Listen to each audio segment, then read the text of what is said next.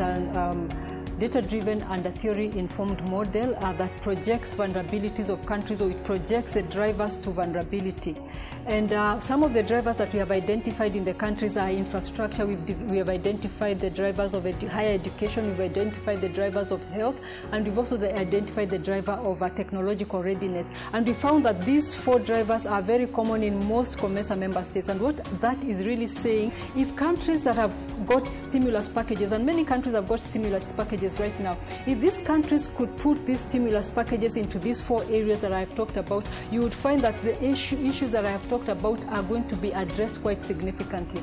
The issue of employment, for example, if the countries can put infrastructure, they can start construction of road with the stimulus packages, that would be an avenue to employ the youth.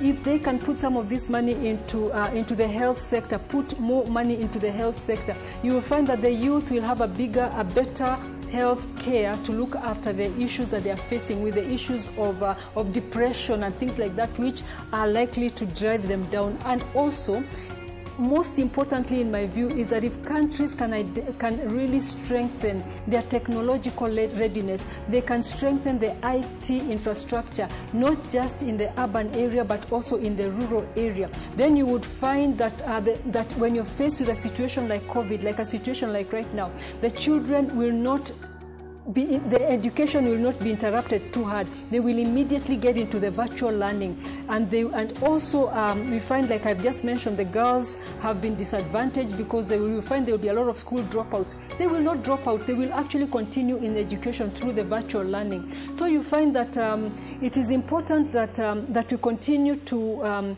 utilize this model and the drivers that come out of this model, because it is going to strengthen the resilience of our region.